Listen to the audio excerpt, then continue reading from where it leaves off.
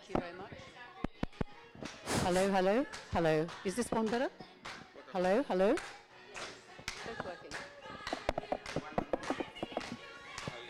Yes, one more, please.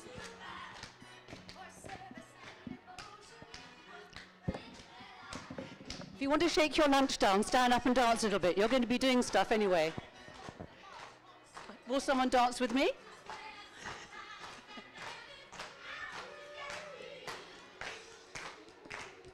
Yes, come on.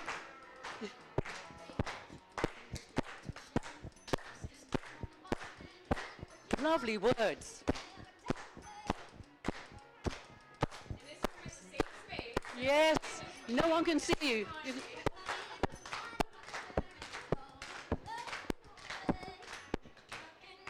To 5.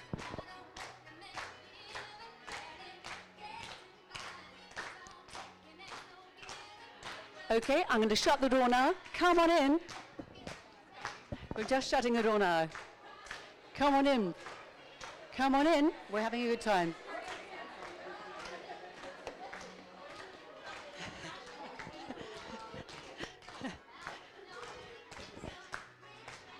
This is Dolly Parton. She tumbles out of bed in the morning and pours herself a cup of ambition. Isn't that a nice thing? A cup of ambition. Please come in. Yes! We've got someone who's got the right spirit going here. Excellent. Woo! That's just great. Whoa! She's never going to stop.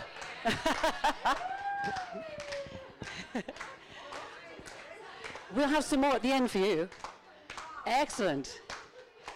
Right. That's terrific. I think a round of applause.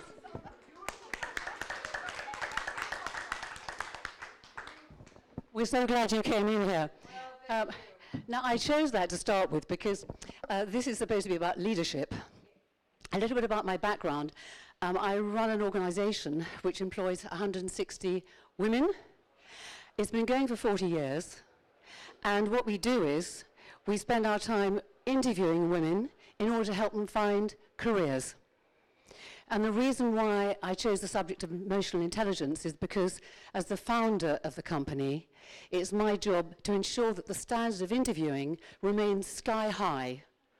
And when I say sky high, I mean it has to be an interview which brings out the very best in the human being who's being interviewed.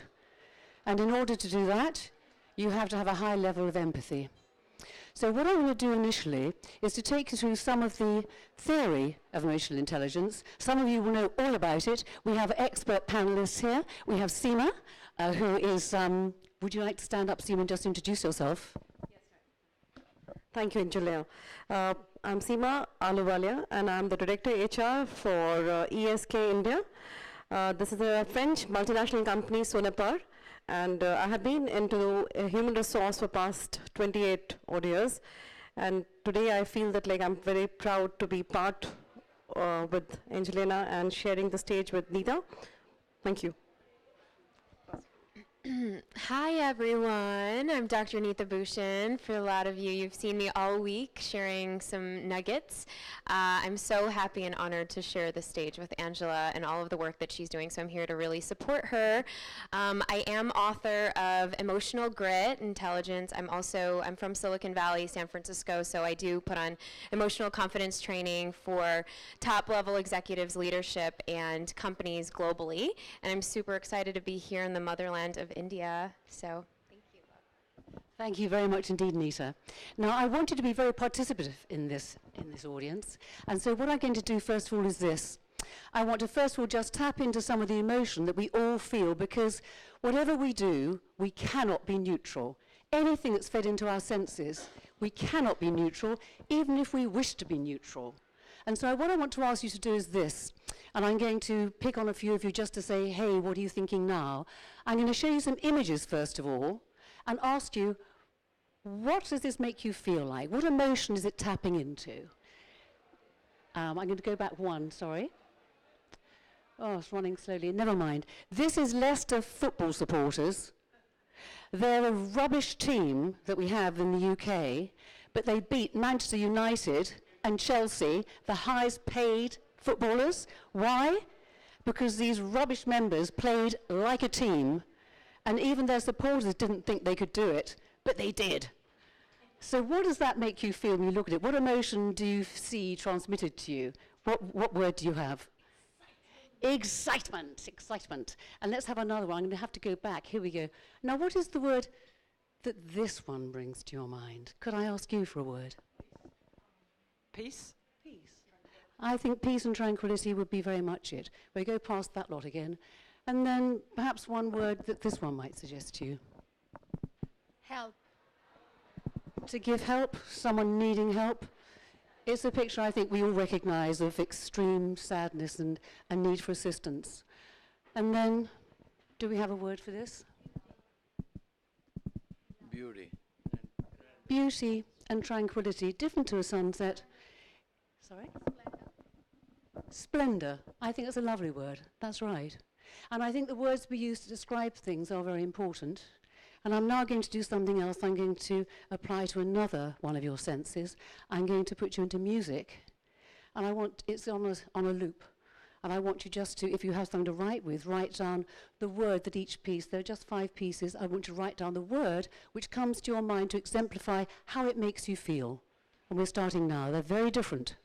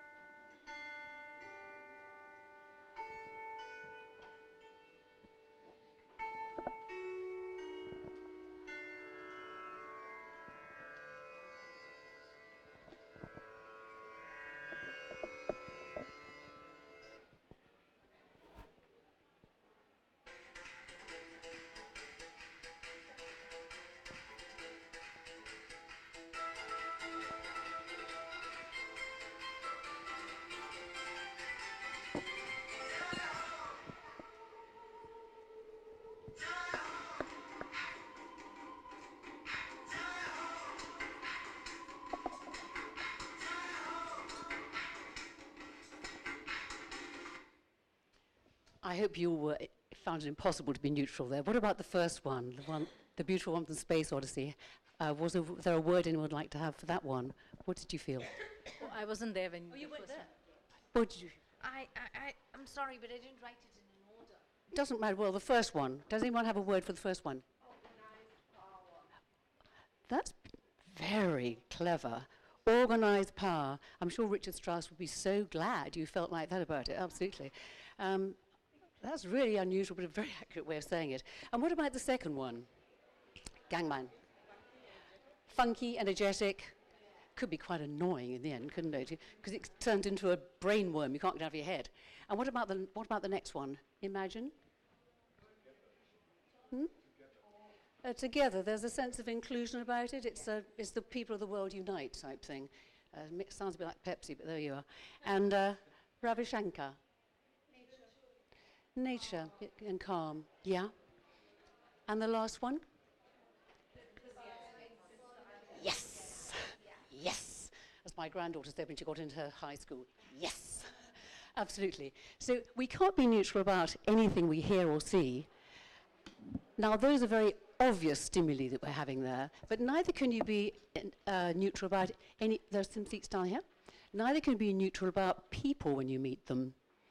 And if I'm to make sure that our staff are able to relate very well and very quickly and easily, which we need to the people who come in to see us, I have to teach them how to be personable and be able to be unthreatening, but at the same time as very incisive.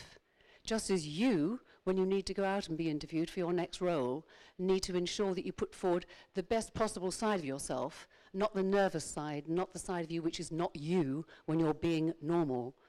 And that is quite an art form, and it's something that needs practicing, but it's something which is invaluable once you have it. So let's just look at how it looks.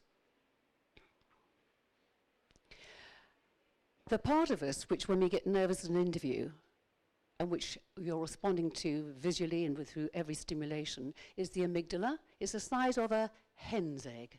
It's so tiny, but every little thing that goes through you, it gets you ready for either flight or fight, and everything between those 360 degrees of emotion. And there's nothing you can do about it except get used